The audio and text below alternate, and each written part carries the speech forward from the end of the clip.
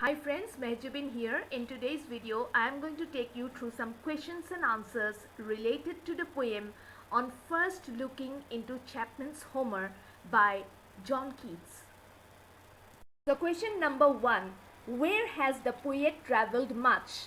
The poet says that he has travelled much through the canvas of world literature and is quite familiar with the great romances and ballads that were composed by the writers of the past.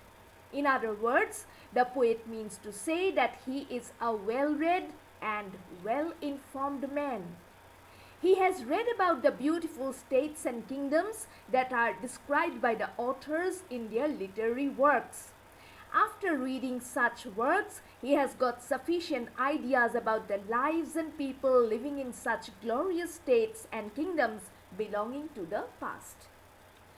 Question number 2. What does the poet have to say about the Western islands that he has visited? The poet says that the writers in the Western islands dedicate their poetry to the Greek god Apollo. They pray to Apollo and ask for his blessings and hope that Apollo would help them to have a long and successful literary career. Question number 3. Why is Homer described as deep-browed? Homer was an ancient Greek writer and author of epic tales like the Iliad and the Odyssey. Homer was a great scholar. His writings became the foundation of ancient Greek literature. So, Keats describes Homer as having a deep brow, which is symbolic of intelligence. Next question. What had the poet Keats been told often? The poet had often been told about the literary giant Homer, who had, through his awesome literary works, had ruled like a king over a large territory on the surface of the earth. Homer was so powerful in his epic poems that there was nobody to dispute his literary authority. When did the poet get the opportunity to experience the pure joy of Homer's writings? The poet got the opportunity to experience the pure joy of Homer's writings only when George Chapman translated them from Greek to English. Chapman did the translations with great skill and expertise.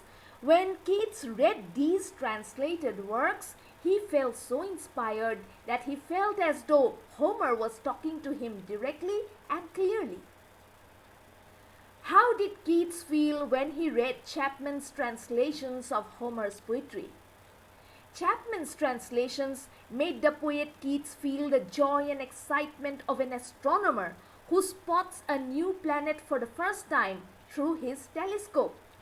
The poet also felt the awe and excitement of Cortes the explorer, who climbed a mountain in Darien in the Isthmus of Panama and saw the surroundings that could be visited. The excitement that Cortes and his team felt at the possibility of discovering some new places is the same kind of joy that the poet Keats felt when he read the translations of Homer for the first time. With this, I come to the end of today's video. Thank you so much for visiting. Bye.